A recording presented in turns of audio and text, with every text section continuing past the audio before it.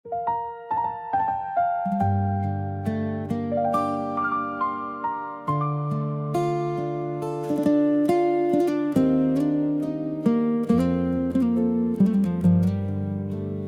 ឡេងខ្យល់បក់តិចសិច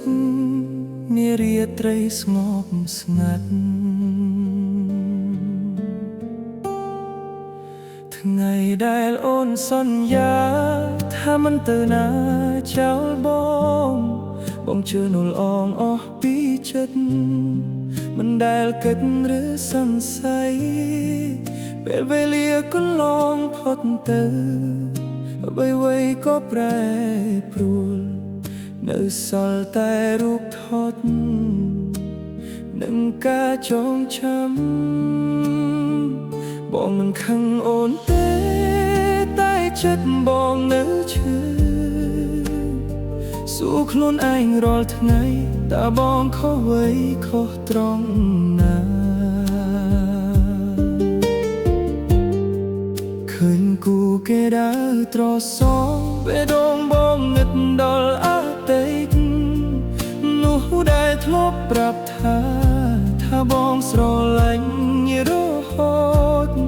បងរៀនរស់នៅម្នាក់ឯងទោះឯកាបន្តិចក៏ដោយ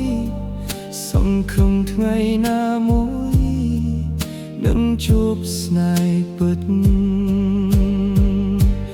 នោះស្មោនៅទីណាបងស្រែកសួរមេឃសួរដីហេតុអ្វីស្នេហ៍ពិតពិបាកអកងលែមនុស្សស្មោនៅទីណាបងនៅតែរងចាំបើថ្ងៃណាបានជួបបងនឹងថែអូនអស់មួយជីវិត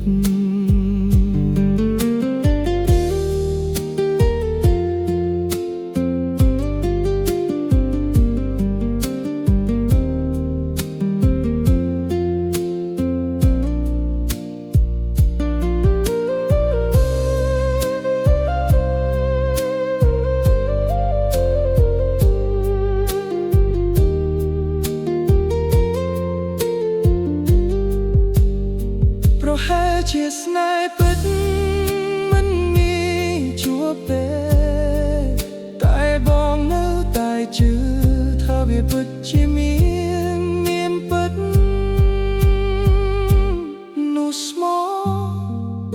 ប្រហែលកំពុងដើរមកក្រោកបងដូចបងកំពុងដើរទៅរ